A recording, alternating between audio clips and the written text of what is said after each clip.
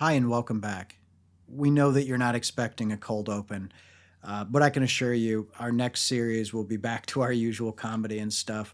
But the fact is, we want to start this out with a trigger warning about domestic violence and abuse.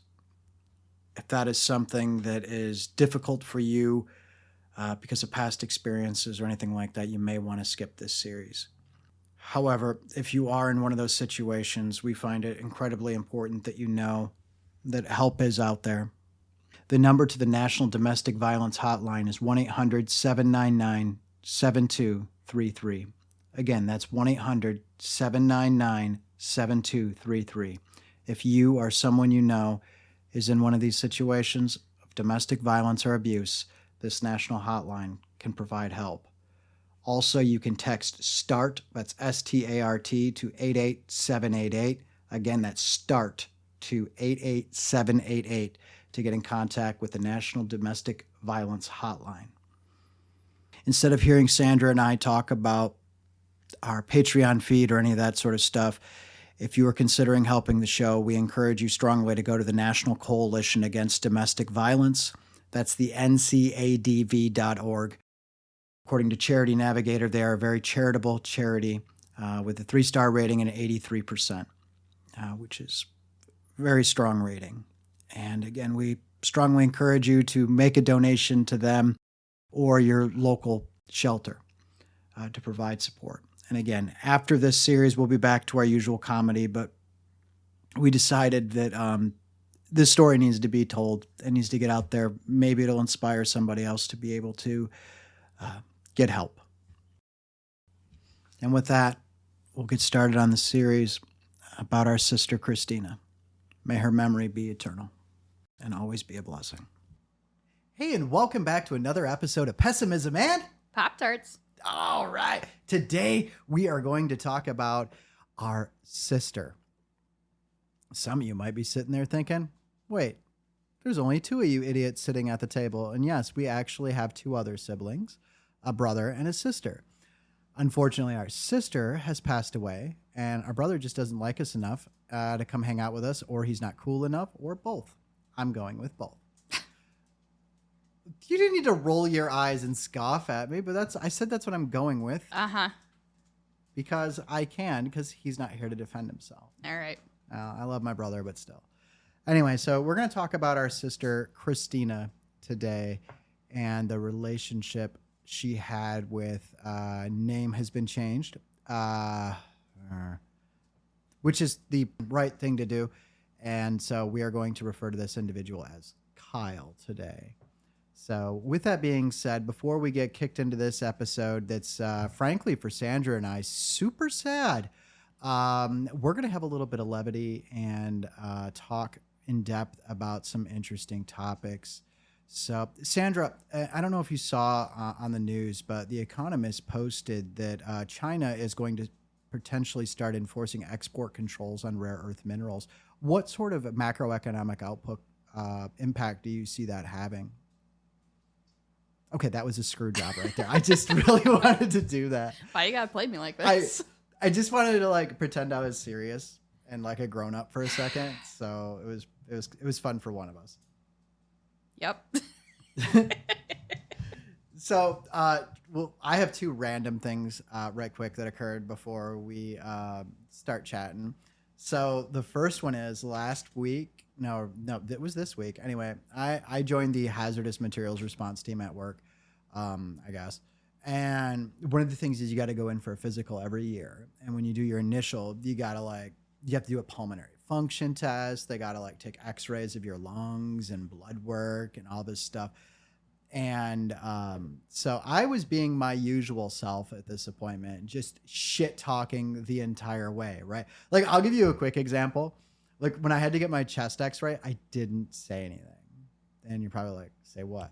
So when I was in the fire department, I got my lungs burned, apparently. I'm assuming it was from doing salvage and overhaul without wearing an SCBA, the self-contained breathing apparatus.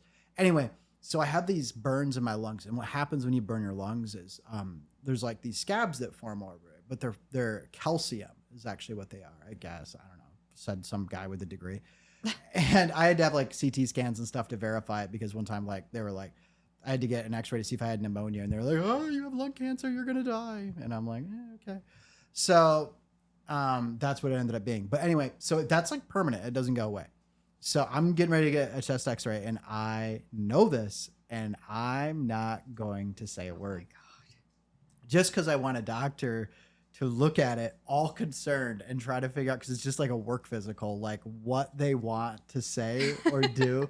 It just watch that like color drain out of their face and the sweat start. As I'm just sitting there like, hey doc, what's up? You know, but I did tell him, like he took a deep breath and I was like, all right, so yeah, I am aware of those spots there. They're just calcium nodules, but thanks for playing, bro.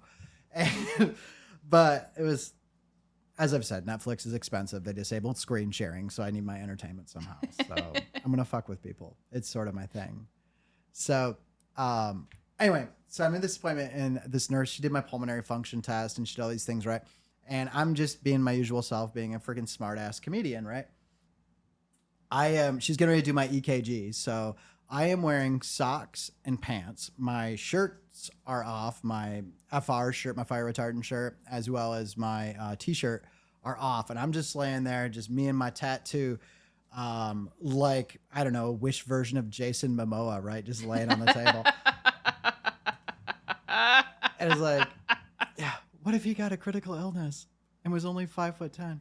I also found out I was 5'8", so apparently I've been shrinking. So, but anyway, so I'm laying there and I was just running my usual, just talking my usual crap. And I made some comment about kids and she's like, oh yeah. How old are your kids? And I'm like, oh yeah, well, my son's 19. And she looks at me, she's like, you have a 19-year-old? And I said, well, he's my youngest. My daughter's 22. And she she takes her chart, slaps it down in her hand, gets up, stares at me. And mind you, again, I'm laying there on this table, freaking naked from the waist up, right? Just like, sup? Right? And she's like, you are not old enough to have kids that age. And I'm like, I am. And she runs over and looks at my chart and she's like, 1982. You're 41. I said, yeah, I got started early, but yeah, I'm old enough to have those. She's like, well, you look good for your age. And I was like, well, Greek genes, baby, Greek genes. I can take these off. So anyway, so that made me feel good. And that was my compliment of the week that really, I needed the ego boost. As you can see, I struggle with self-esteem. So Ryan is glowing telling this story. Oh my God. I was like, stop. You don't need to compliment me like that. You're just being nice. You say this to all your patients. So that was the thing. And then the second thing happened just before here. So Sandra was like, hey, just so you know, you're buying me Chinese food for dinner. And I was like, oh, okay, cool. So we're going to go down to this restaurant. We're going to go hang out together. And I was like, oh, I'm going to invite my son because I'm like sometimes a good parent. Sometimes I still feel obligated to feed him, even though he's legally a grown up. And like my son gets there and then Sandra texts and she's like, oh, can you just actually just bring it to me? I'm not actually gonna go, so she flaked out on us, but we still had a good time. I didn't know anyway. you were sitting down to eat. I assumed you were getting to go food and we're gonna bring it here. I'm dog sitting this weekend at my friend's house and she's really close to the restaurant. I was just like, oh, they can just come over here. And so versus putting the dogs back in the kennel that they just got out of, that they were in for a couple of hours. And I was like, well, I don't want to put them back in the kennel, so maybe I can just bring all the food over here. I have a phobia of IKEA packaging that also doubles as a plate. I'm sure it was lick clean. It's fine. I don't know. I made that up. But yeah, I still stunned on one of those stupid threads on the interwebs. It's like 20 hacks you didn't know because you're a fucking idiot. And it was like, did you know your Chinese takeout containers folds into a plate? And I'm like, mine doesn't. That shit'll just be everywhere. Right. I'm glad it works for you, fuckface. So, but anyway, when we are getting done, and I get a fortune cookie, and I'm really sad because my fortune cookie is pre-smashed, and I go take like the first little chunk out of it, and it's also pre-stale. But the air conditioning also wasn't working in there, so it was Humidified. moist, Yeah. stale, Yup. and sort of chewy. Uh-huh. and I was having a lot of regrets. Like I have a problem sometimes with textures. Like most of the foods I like or don't like are entirely based upon the texture. It has nothing to do with the taste. Because, well, we're not going to talk about that. You're not my therapist, so go fuck yourself. But this is the fortune I got out of that cookie, and I'm going to share it with Sandra. I am not going to read it aloud. I'm going to pass it over face down. Please read for the audience out loud as you read it the first time. Don't pre-read. I feel like I'm on Deal or No Deal. You are. So don't pre-read. Don't pre-read. Just read it straight up. Now. A tub and a rub will change our day. What the fuck? What does that mean? Well, first of all, I'm dyslexic and the lighting sucks in there. So I read the second word as tug. Yeah, I mean, because of the font. Absolutely. For all you know, it's supposed to say tug. Yeah, a tug and a rub. So yeah, a tub and a rub, as a tub as in like the thing you take a bath in. Assuming. Huh. Well, what now? A tub and a rub will change our day. That's right. So there's our masturbation PSA. Because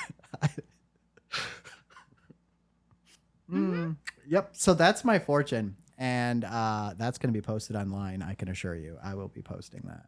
So this Chinese fortune you got today said, take a bath, you dirty hippie. Well, I was recently called a dirty whore. So I would say that is, oh, shoot. I forgot. Hold on. I was recently called a dirty and I thought that was aggressive, but. By who? Wow, it doesn't really count. It was Jenny. Oh. I don't remember what I did. Hers comes from a place of endearment, so I kind of believe her. That's fair. That I'm a whore or that I'm dirty? Yes. Fair. So those were the things. Oh, shoot. We forgot to do it again. So I just want to thank everyone that has gone to patreon.com/pessimism and Pop-Tarts, where you too can sign up, where we will soon be introducing a free tier just so you can get updates. However, you can sign up at different membership levels, and we have a membership level for all budgets that include things like ad-free listening, ads coming soon, and early access. You get the crap like a week ahead of time. So instead of waiting, 3 weeks between episodes for the first one in a new series, you only have to wait 2 weeks. And then after that, instead of getting a release every 2 weeks, you get it weekly, every Friday at noon. Also, there's other things such as free merch and stuff after you've been there a while.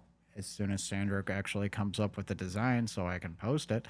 And it'll be really cool. At our tent camper level of $5 per month, not only do you get ad-free listening, you'll get an MFing bumper sticker, designed to be determined. At our $10 level, you get a t-shirt. I'll get around to it. You don't have to remind me every 6 months. Well done. Well done. Anyway, you too can become a member and not get the merch. Such as our newest members, Sandra. Pick 3 names at random. Yolanda, Randall, and Susan. I have a predisposition to people named Susan. Connie. Fair enough. Okay, we'll go with Connie then. Because every time I hear Susan, I just like it plays in the back of my head. Wow, so you use that French's mustard there on your potato salad. That's a brave choice. Did you find that recipe on the internet in one of those little poverty websites of what you do with your food stamp money? Yeah, I don't use French's like that. I mean, it sounds fancy because it says French, but let's just be honest. It's not, is it? But that's a brave choice, and I just want to support you.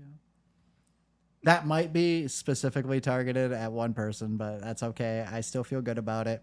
Sandra, it's okay to laugh out loud instead of just snickering under your breath.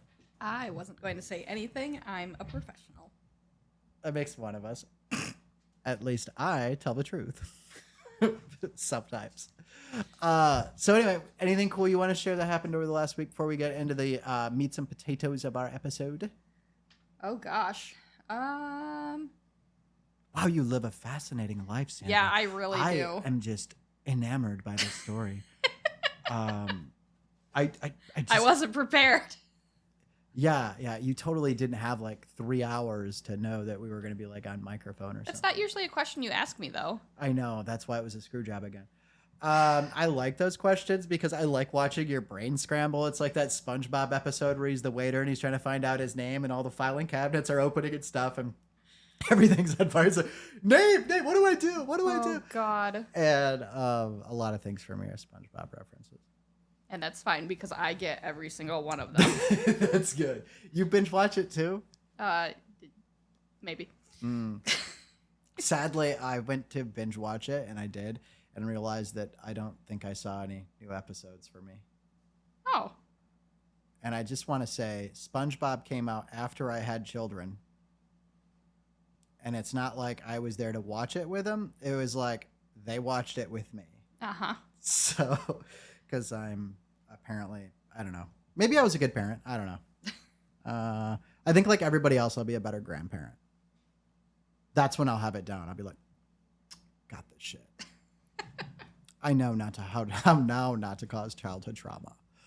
So I have an idea. It's a rough draft. Okay. Very rough outline, sketch. Okay, I got a couple bullet points in crayon. Yikes. So anyway, let's talk about our sister Christina. Obviously, we talked about her a little bit in the We Are Family episode, but we intentionally left a bit out. So some of us in the family look like we were the milkman's baby. And I would say that out of us four, it's definitely got to be Christina. Okay, Christina and me. We both look like the milkman's baby. Fine. So me, I look like I just climbed right off of Mount Olympus and into your life. You're welcome. You can choose God or goddess, whatever pleases you, because that's what I'll be doing. And like I said, I have a self-esteem problem. I'm just projecting. Right Yeah, now. I'm glad that you're really getting it out there. Thanks. I'm Yeah. proud of you. Thank Love you. that journey for you. It's been a journey. So I got to take it slow just to try to reduce the levels of envy around me. But Jesus Christ. anyway, so that's me. And then Christina you'll hear me, you'll catch me doing that all the time. Anyway, blonde-haired, blue eyes. So again, you got my Greek olive ass. You have David that looks like the kid off the Dutch Boy paint can, our brother. You have blonde-haired, blue eyes, Viking princess Christina. Uh-huh. And then you have the Dutch leprechaun of my little sister Sandra. Is that good? Do you think that works for a description? Yeah, yeah. I mean, okay, first of all, the leprechaun I was like a part, full-blown goblin until I was probably about 10. that's... I don't think Yeah. I owned clothing No. or knew how to walk on 2 feet until I was like, oh, maybe this is why I don't have friends. I will tell you what was always funny for me, watching you try to walk with shoes on. Oh, That was entertaining for me. that makes sense. Because not only were you like we were lucky to have you like in diapers or underwear based on your age, but to have you put on any kind of shoes was like a whole fucking thing. Was it now? Oh my God. Yeah. Like to get you, like you would just like when you were home, you would just want to go outside barefoot. Yeah, yeah. Uh-huh. So You know, like a Today. clampet. Yeah, like today. You still do it now. But to watch you try to walk around in tennis shoes because you can't you couldn't, I don't know, if it was to feel the ground or you had your balance suddenly changed. It was like a whole thing that was a problem. It was easier for you to walk across rocks in August barefoot than with shoes on. yeah, this sounds familiar. And This was last week. I mean, I was just referring to when you were little in my entertainment. But yeah, I mean, you got a couple inches taller. Well, the more things change, the more they stay the same. Yeah. I'm very proud of you. You found shirts and pants now. Well, I had to eventually go to school and go to work. Oh, yeah. Yeah. Well, I mean, depending on where you work. I never considered that. The only downside is you're supposed to start clothed. So Fuck. otherwise they don't have reasons to throw the dollars, I guess. Huh. Well, I guess I'm still young. I know. If I was a stripper, though, I think I would start naked so people could pay me to get dressed. So, is that a 20? That'll put a sock on. Keep going. I know you want me off stage. So, the humor goes both ways. The knife cuts. Anyway, Christina was a little different. So, she was also one of the milkman's babies. Not really, but I just like talking trash. But we were quite the interesting 4 children to be seen out in public with. All very different. We all looked different. We all acted different. Oh, very different. It was, it's definitely a case for, people deciding whether they want to have multiple children. Oh, we convinced them no. As a matter of fact. Or they're like, we have a baby, but our family would just be complete if we had one more. And it's like, there's always that meme going around on the internet that like your first child who's always like so perfect and they're the one that convinces you, oh, stop it, to have a second baby. And that one's just like a dirt goblin from hell. I'm looking at David's empty chair. No, I'm kidding. But you're right. My comment I was going to make is we're the reason for the China's one-child policy. They took a look at us, the family of 4 there, the 4 kids, and were like, we ain't having that. So, and I mean, you couldn't ask for more different personalities out of us. Me, skinny little Greek boy that was always being told, I've never understood this expression, you're too smart for your own good.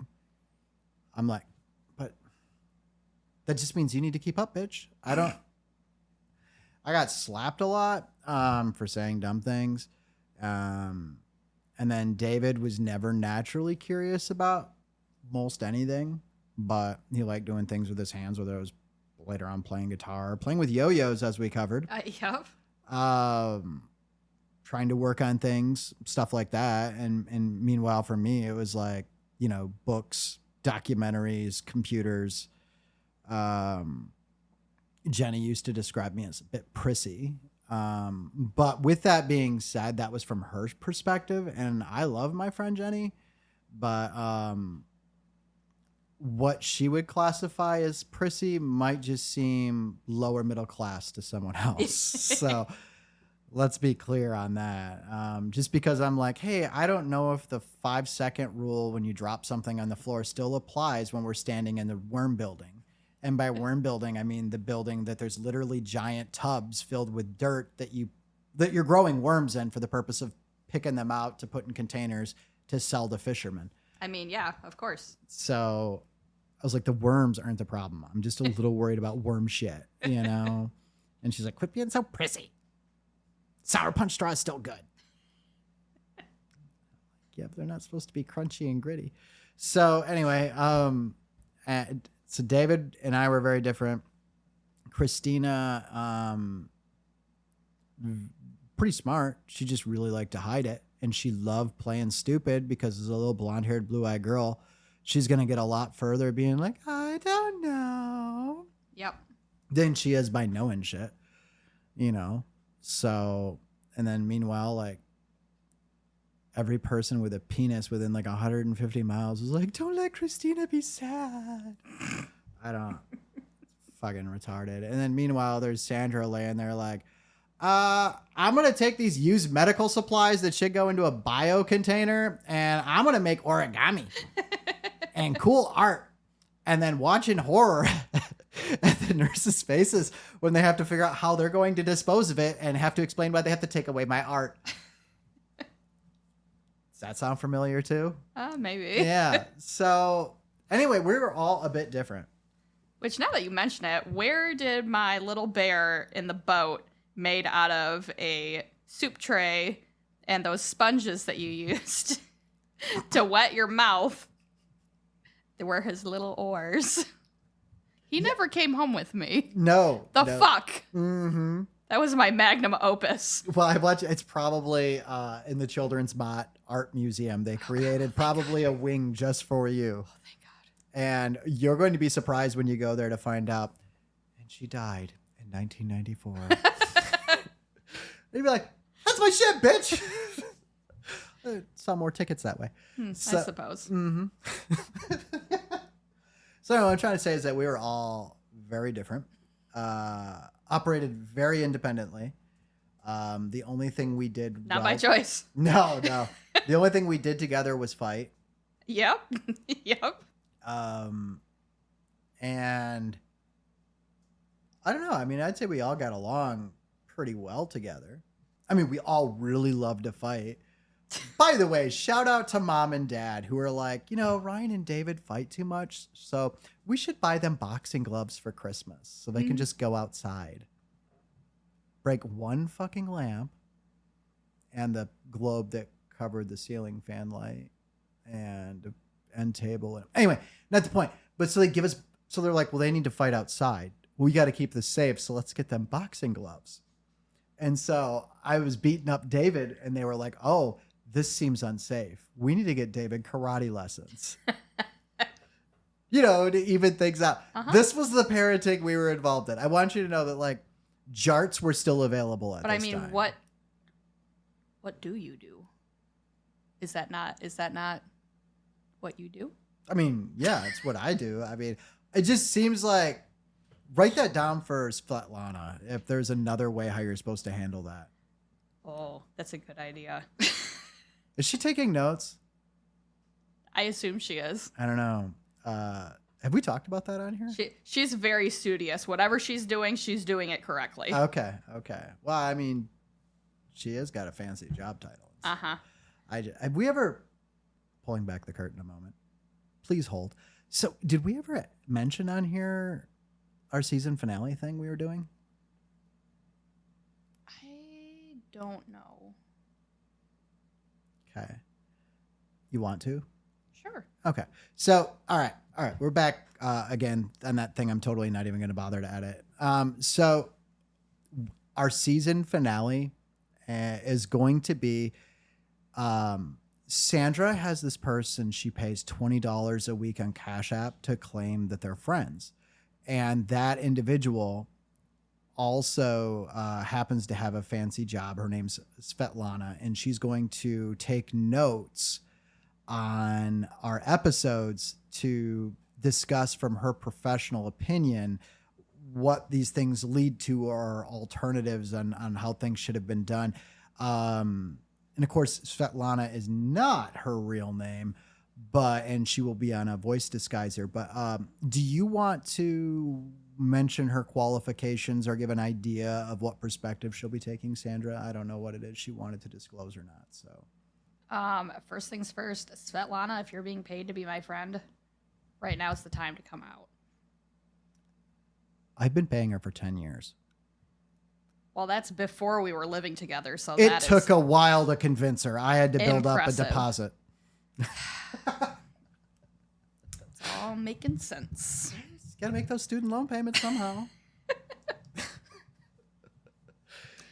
You know what? I will let her disclose what she wants, and also she's going to be able to tell better what it is she does. Correct. All right, fair enough. I think we can generically say she would be somebody who's well suited to understand complicated adolescent and child environments and potential impacts long. Absolutely. We'll let her discuss, disclose whom she is as however she wants. So we'll do that. But anyway, so Christina, our beloved sister, this is, again, the same girl whose favorite color was clear, who ate half a ham sandwich and almost gave Grandma Lois a full heart attack. The same girl that couldn't go without on Christmas because couldn't afford the Barbie mansion and got a dollhouse built for her. The same little girl who got a car on her 16th birthday, even though Dad was doing one of his holidays at the time. Mm-hmm. By the way, how old were you when you got your license? I was 20. And did Mom buy you a car at that time too? Nope. Oh, that's weird. Okay. So anyway, we know who the favorite is not. By the way, spoiler alert, it's always been Christina for both parents. Let's just be clear. Mom definitely spent more time with Sandra, and Sandra was more important because she was worried about, Sandra dying and making sure somebody's there to make good decisions and advocate for her. However, once that turned around for Sandra, our mother was overcome with such guilt by the fact that, Christina was left to me to raise.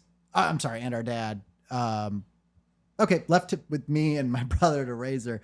So she felt bad and desperately wanted to make up for lost time. And definitely then Christina became the favorite.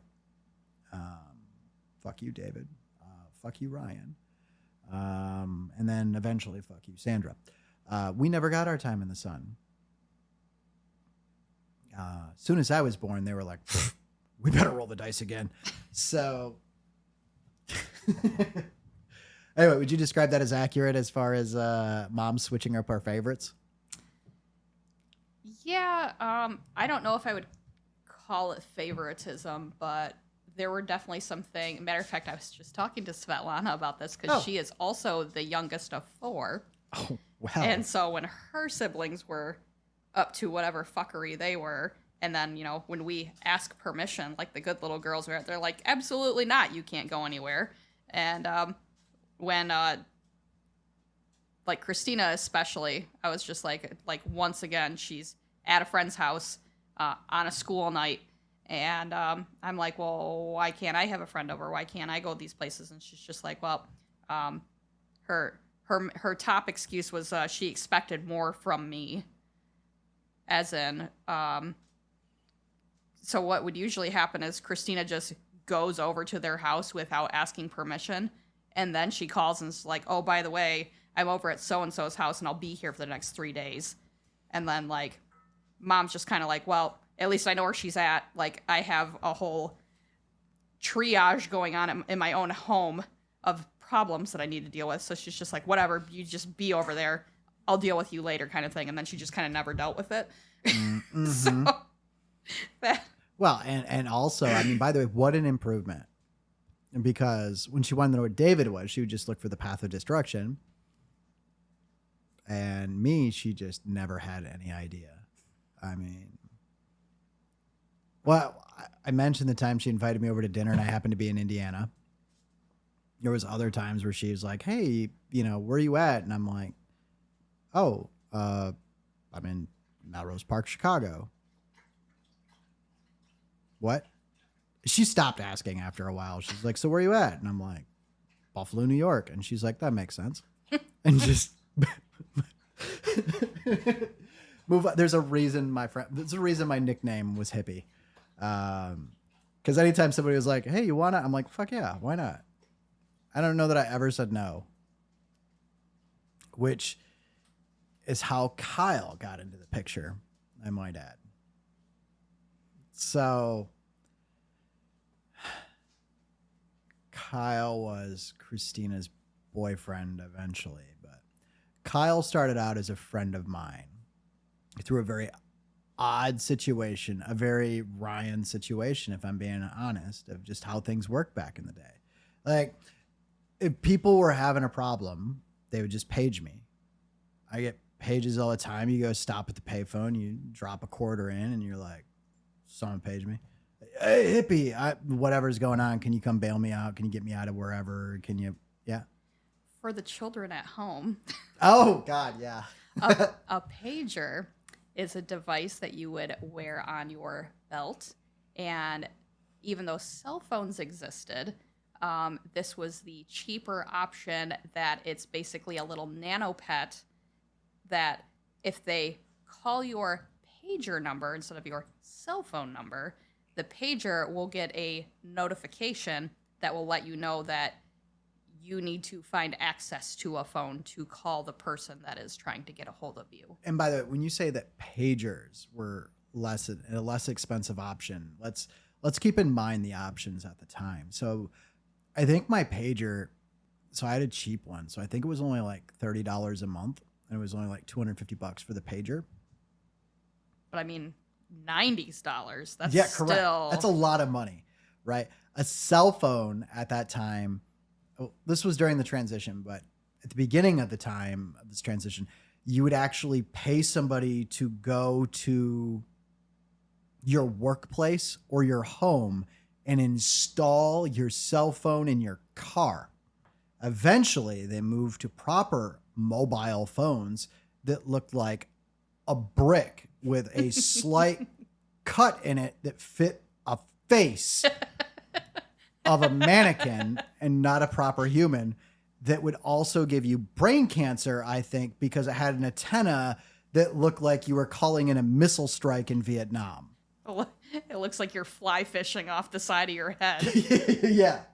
So, and those phones, not only was there some monthly service rate, which I don't even know, there was also, you paid by the minute on top of it, assuming you were in an area with cell reception. And if you think cell reception is spotty today, honey, let me tell you something. If you were more than 30 feet from an expressway, you did not have cell service. So then they were transitioning towards, like, when I was 16, I think they started rolling out, like Nextels really began rolling out, and Verizon was doing this thing. So like, yeah, you can get like a proper cell phone, but it was like $100 a month for like 300 anytime minutes, and then like 1,000 nights and weekends, and nights started at 9 p.m. And the weekend didn't start till Friday at 9 p.m. Right. So yeah, not really helpful. So anyway, I had a pager. Back to you, Sandra. So anyway, so people would page me and be like, "Hey, so this is a, whatever." And it was always, so what they do is when I say, it's not like they sent you a text message, right? Like Right. they'd give you a phone number. They'd have to type in numbers on the keypad, right? And so you'd get like a phone number, and then it'd be like, and all of them always had 911 in it because everything was a GD emergency. Yeah. Oh God, that reminds me of one night I got like 74,000 pages. What the hell? Yeah. Apparently I was supposed to hang out with my girlfriend at the time that night, and I didn't. And apparently I went out to Pines Point and got fucked up with a bunch of people, and I left my pager, I don't know, mom's, grandma's house somewhere. And when I got back, it was like a ludicrous number of new messages. First, it was just like her number, and then it was her number 911. It was her number 911 911, and then it was 911 911, her number 911 911. It like kept escalating, right? And eventually, it's just like a 1-800 number for like, or it wasn't a 1-800 number. It was the 2317 whatever Muskegon number to the Department of Community Health for STDs. It was just, she was convinced I was out cheating on her, and I was like, no, I was just smoking a lot of weed with some friends. Didn't fuck any of them, but thanks. So I don't know. Anyway, I don't remember what I was saying. So, oh yeah. So anyway, I got this page and I call it, and it's a White Cloud number, which I don't really hang out from people from White Cloud because they're sketches. All fuck, They sure are. They're all sketchy. Even If before you know, the you meth. know. Yeah, even before meth, they were sketchy people. It's like they're more sketchy than people from Holton. I mean, Woof. yeah. Dated a guy from Holton. Ooh, yeah. Well, then you know. So, and yeah, you did. And by the way, weird. That's somebody that huffed too much gasoline. But anyway, Yeah. so I call him, like, "What's up?" And he's like, "Hey, it's Kyle." And I'm like, I don't know who the fuck this is. Just thinking, I'm like, all right, what's up? And he's like, "Oh, hey, can you come hang out for a little bit?" I was like, "What?" He's like, "Can you come out here and hang out?" He's like, "Look, I need a ride. I gotta get out of here. Yada yada yada. Some drama. Can you come pick me up?" So I'm gonna tell you right now what I thought it was. I thought I was getting set up to get robbed. Oh. But you'd also have to be kind of, I shouldn't say this. Fuck it. You'd also have to be pretty dumb to rob me. Because like you can temporarily have like a win. Like, ooh, I got whatever Ryan had, some cash and, whatever fun cash and prizes I happen to have at the time. But your ability to get future prizes from anybody would be limited. So in an era where marijuana was not sold at every corner dispensary Right. and you had to know a shady guy, and I happened to be the one that supplied most of those shady guys, it was bad. It was not a good long-term plan is all I'm trying to say. And I was like, so again, I'm hippie. I'm like, well, no matter what, I got to go for the story. I got to know what's going on, right? So I show up, and again, I don't think I'd ever met Kyle before, but Kyle was playing it up like we knew each other, which might sound weird, but like a lot of people back then like knew me, and I had no idea who they were. A lot of people knew me or knew of me, and I don't know any of them. So not uncommon. That's all I'm trying to say. So, and also, yeah, I very well could have met him before like 6 times and just don't remember, but not the point. What was going on was, he's like 17, I think at the time, maybe 16, something like that. Anyway, his mom, she had a drinking problem and was kicking him out. And so she'd get drunk, kick the shit out of him and kick him out. It happened like all the time. But this time it was different. It was particularly violent or whatever. And he knew, look, if you have abusive parents, like, you know when it's going to be extra today. And he knew he had to go. And he just happened to have my pager number as, you know, like it's the fucking community bat signal or something. So he fucking called me, and I knew he was playing. It's just a Jerry bear in the sky. Yeah, pretty much is what it is, man. Just dancing. Do, do, do, do. That actually more apt. So I was like, what? So, I mean, look, you guys have heard the podcast. I know the score, what's going on there, right? So I'm like, all right, yeah, Kyle, let's go. Whatever, man. So he grabs a couple items, and I was like, you want to get something to eat? And he's like, yeah. And I was like, I didn't fucking ask if you had any money. I said, do you want to get something to eat? And he's like, yeah.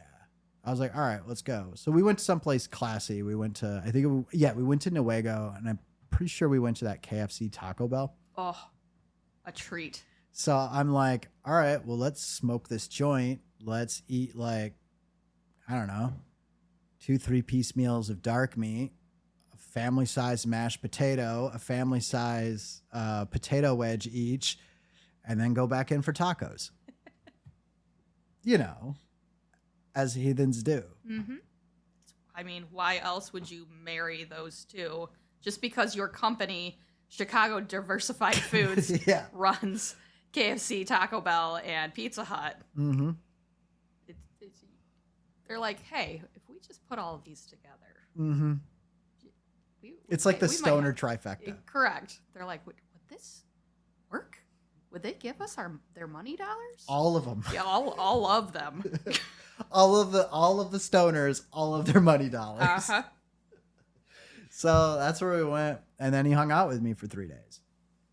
And he didn't have a place to go, so he hung out with me for 3 days. And after 3 days, he's like, oh, I'm sorry to bum out on your couch. It was actually grandma's. I just snuck him to the basement is all it was. And played Sublime, the acoustic CD, on my CD player. And I don't think we have to explain what one of those are, but maybe. I just played this acoustic album, and he was like, kids, back in our day, we had these shiny bagels. Shiny music bagels. And you put them in a big black box, and they play lots of songs. Yeah, 12 to 16 is all you could fit on a disc, depending on how long they were. And so, yeah, he hung up. He's into Korn. It's a band, not just the vegetable. But he's into that kind of music. And so was I, like, before. But after I became a hippie, after I got hugged by a weeping willow tree in Pines Point. Did I not tell you about that? I have to stop having full mouthfuls of water when you complete a sentence. Yeah, did I never tell you about that? Nope. Oh my Tell God. me all about your vision. So, all right. Before I was hippie, I was an angry teenager. I know you're shocked, like, because of course you're full of rage when you're a young white male with your entire life ahead of you, of nothing but gender and race privilege. So of course you're going to be filled with teenage angst. Anyway, I had a lot of anger issues. You've heard this podcast, you probably figure out why. And I could never get rid of it. Like, I used to start fights just to get punched because it made me feel better. Yeah, a lot of dumb stuff like that. And I had a friend convince me to try some psychedelics, some hallucinogenic drugs. And I don't really trust hippies, fuck the hippies. And these stupid hippies were like, let's go out to Pines Point. Let's do this thing. And I'm like, what is that dog doing? Apparently the dog wants back in the kennel. Hold on. And please enjoy this commercial break. All right, I assume you fixed the dog problem. I was on the board. I just thought it was a good spacer. So yeah, speaking of candy flips, yeah. So I go out to Pines Point with these hippies, and they don't tell me things. They were like, "Hey, can you get some acid?" And I'm like, "Okay." So I bought some LSD, whatever, and they're like, "Cool. How much is it?" And I was like, "Fucking money. What's wrong with these stupid hippies? They don't." I'll have to explain the candy dish thing, but actually we'll leave that for the Roundhouse episode. But I was like, so I got a thing of acid. I bought a sheet. Okay. Sandra's staring at me, so she doesn't know what that means either. Okay. So a sheet is 100 hits. Okay. Yeah, you've told me that before. Yeah. So I was like, I don't know, I'm going to a party, I guess, with some hippies. I guess I better get some. I was like, is this enough? And the guy's like, yeah, you should totally buy a sheet. Yeah, that's a good idea. So I bought a fucking sheet. Anyway, so we go out to Pines Point, and hippies are like, Jesus, we only got to take like 2 per person, right? And there's like 6 of us. I'm like, well, I guess we'll be here a while. And they're like, that's not how that works. And I'm like, oh, I don't know nothing about this. And they're like, cool. We brought the orange juice. And I'm like, kind of weird drinking game is this? I don't understand what's going on here. Like, so instead of like, I don't know, making a mixed drink and you put some ice cubes in it, you just drop some of this graph paper in there. Anyway, you drank the orange juice because supposedly, I don't know, the hippies say the vitamin C makes the trip last longer. I don't fucking know. Whatever. I guess they were just thirsty. Whatever. So anyway, I dropped a couple hits of this acid. And I discovered like my favorite thing in the world to do on hallucinogenics, which is take nature walks. And Sandra knows me. Am I a nature walk person? You sure aren't. No. But I wanted to make sure before you came over to record today that there was some form of air conditioning. Yes. Not movable air through the house as the day cools down. Mm-hmm. You're like, will the house be cool? And will the outside stay outside? Mm-hmm. Because I have allergies and don't like humidity. Yeah. So you're pigeon-toed and you're pale and yeah. I'm all the problems with outside. So yeah, I'm not interested. So, but come to find out, I take a couple hits of acid, eat some mushrooms. I'm like, let's go on a nature hike. So I got my boots tied on tight. So, and I did, by the way, back then I was like, I'm wearing steel-toe boots. Steel-toe black boots, got an Anarchy t-shirt, freaking jeans all ripped up. I'm like, mosh pit! Weighed like 107 pounds, just a freaking ball of freaking anger and hate. But I was like, yeah, let's go find fucking squirrels and shit. Whatever. I don't know. But anyway, the point is like while I was out there, and again, this place is called Pines Point, I was like yelling at the sky and just enjoying this nature walk. And this weeping willow tree, the branches freaking hugged me. Dude, all this anger and resentment that I had, just like I couldn't get rid of, was like the weeping willow tree took it all from me when it hugged me. Wow. Friggin', it's insane. Again, I was in a place called Pines Point, and I just want to point out the fact that weeping willows do not grow in sand. I have never been able to find said tree again in Pines Point.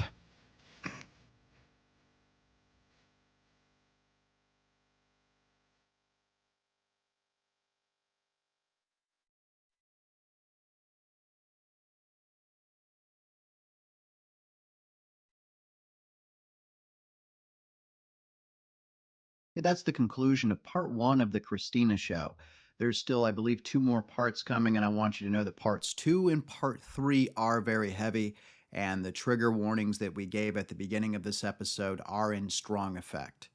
So please, if domestic violence and abuse is a trigger for you, please, please consider avoiding these episodes and moving on to our next episodes. And also, I can assure you, the next episodes coming out are going to be a lot more lighthearted.